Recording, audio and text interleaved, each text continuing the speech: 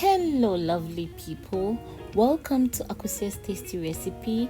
I hope you are all doing well. So for today I will be sharing with you a very simple and delicious rich meat pie recipe. So stay tuned and let's get started. So the first thing I'm going to do is to make the filling. So I'm using ground beef. No need to add oil because the beef has some oil in there, okay? So stir for about 5 minutes and then go ahead and add your spices. So I'm going to add some grounded ginger, beef seasoning, black pepper, rosemary and salt. You can feel free to add any spice of your choice. Mix everything together and then go ahead and add your vegetables. It's very easy to cook ground beef. So I use carrots, scallions and white onions. Then mix everything together. So once it's well mixed, go ahead and mix 2 tablespoons of cornstarch with 1/3 cup of water and then add it to your filling. This will help thicken the filling. So once it goes inside, cover and then give it about 2 minutes. So after 2 minutes, you could see that your filling looks thick and then very soft. So turn off the heat and then set it aside. The next thing I'm going to do is the pie crust. So in a bowl I added 4 cups all-purpose flour, 1 teaspoon baking powder, ½ teaspoon salt and a pinch of nutmeg.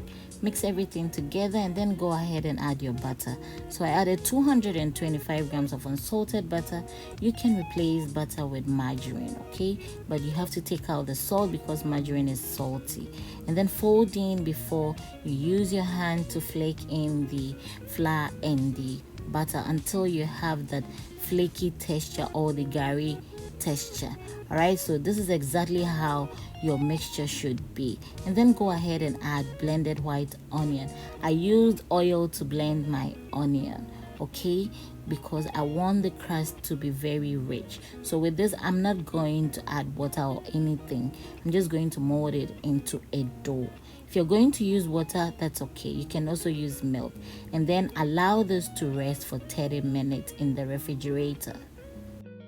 Okay, so after 30 minutes, this is the dough. So go ahead and then divide it into preferable portions and then fill. Please do not knead the dough because it will be very hard after baking. Just roll it into a ball in your palms and then sprinkle some flour on the working area and then roll it out. The flour will help the dough from sticking. Okay, if you want, you can also roll it out and cut with a round cutter or even the saucepan head, it's fine. But me, what I do is I cut the rough edges with the pizza cutter after I fill. It also gives me the perfect shape that I want. So anything that will be available in your kitchen or that will make you work faster, you can use it, okay? And then use your hand to press the dough down to prevent it from opening. You can also use fork anyhow you want it. So repeat the same step for all the dough until it's done.